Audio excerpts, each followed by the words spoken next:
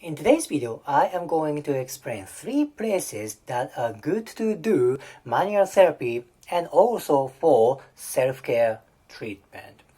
First place is this place. This is Greater Trochanter.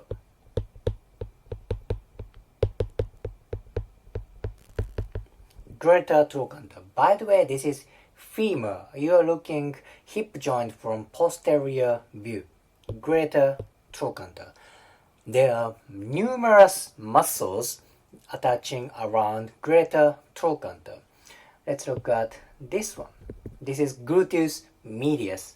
Plus, deep to gluteus medius, there is gluteus minimus. Both gluteus medius and minimus attach to greater trochanter.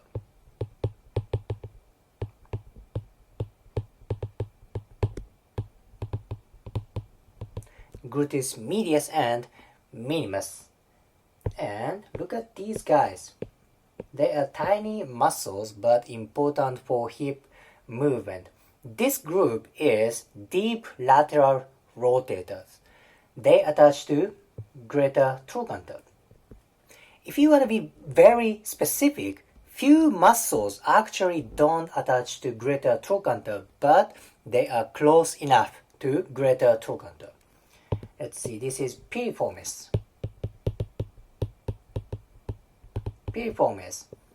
These two guys are gemellus muscle. Gemellus superior and inferior.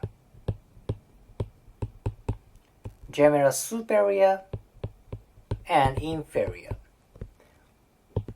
This one is obturator internus and there is obturator externus.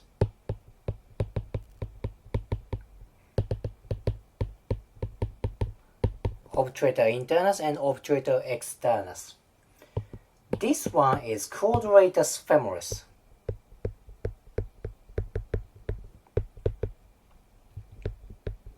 They are so important for hip stability and hip movement. One more muscle from this picture. You see this muscle? This is huge muscle on anterior part of thigh.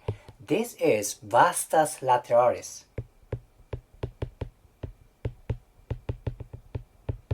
If this part gets tight, that may affect movement of hip joint.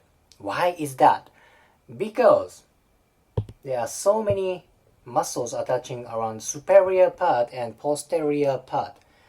Vastus lateralis doesn't cross hip joint. This is knee movement muscle.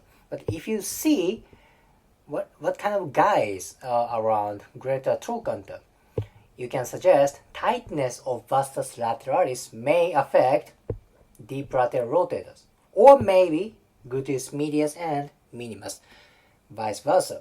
If one of these guys get tight, that can affect for rest of the part.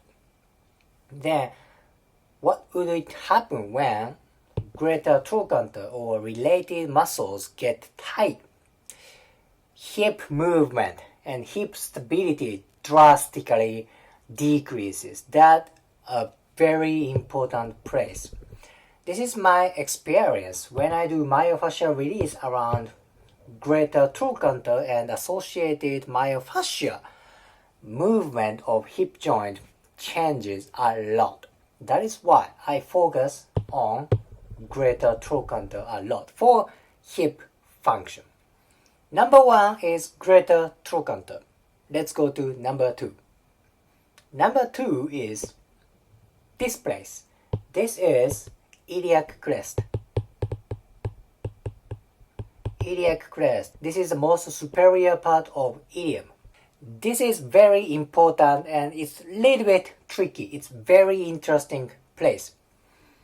Below iliac crest, hip muscles attached to iliac crest. Okay, it's below iliac crest, below edge of iliac crest, such as gluteus medius. And one more glute muscle, that's gluteus maximus.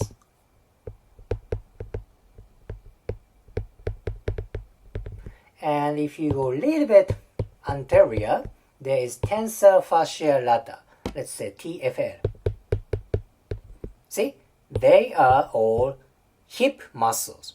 Gluteus maximus, gluteus medius, and tensor fasciae lata. They are all hip muscle. How about above iliac crest? How about above edge of iliac crest? There are core muscles like this. This is external oblique. External oblique. How about this one? This is internal oblique.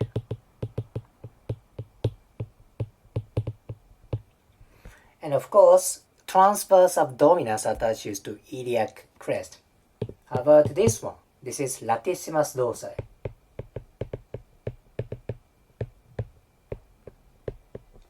And there are other muscles attaching to superior part of iliac crest, such as quadratus lumborum, and maybe some part of erector spinae attached to iliac crest on the superior part.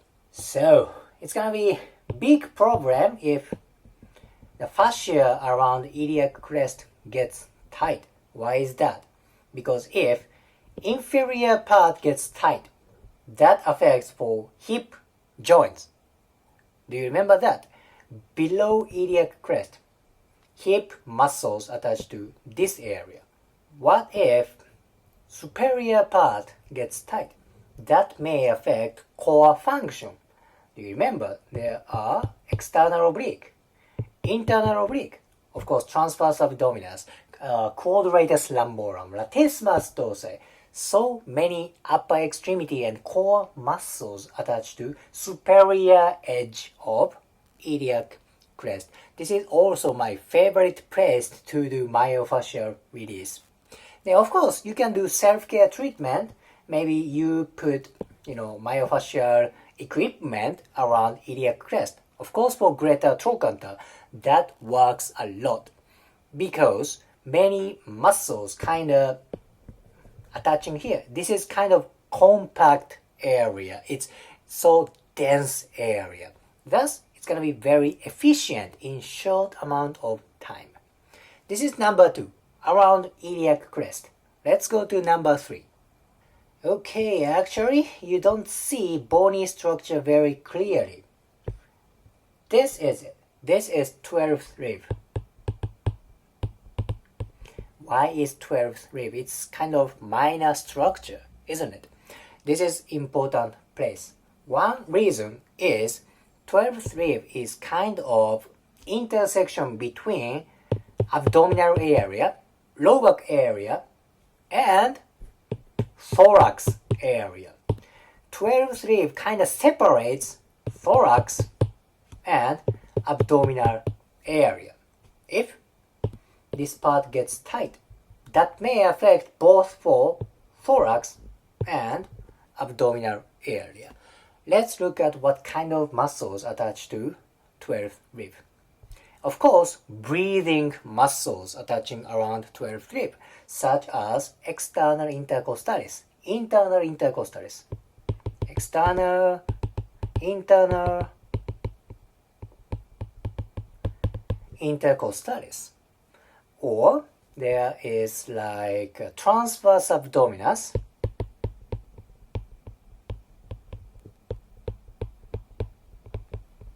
that's core muscle, right? How about this one? This is serratus posterior inferior.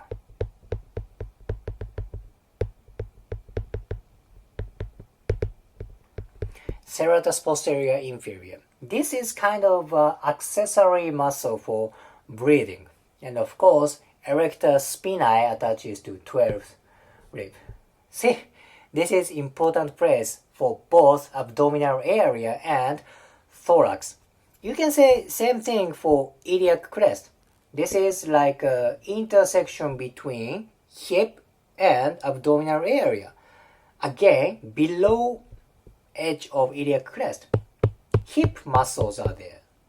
Above edge of iliac crest, there are core muscles. So this is very important place to differentiate each segment. Then, if this intersection gets tight, that can affect for both region. That's so important, right? Same thing for 12th rib. If this area gets tight, that affects for thorax and abdominal area. It's good to do treatment around this kind of bony structure. There are many muscles attaching around bony structure. Thus, that can affect for wide range of body in short amount of time. This is such a compacted area that you can make a lot of changes in short amount of time. That is why I love working around today's area. If you liked today's video, please hit the like button, comment and subscribe. See you next video.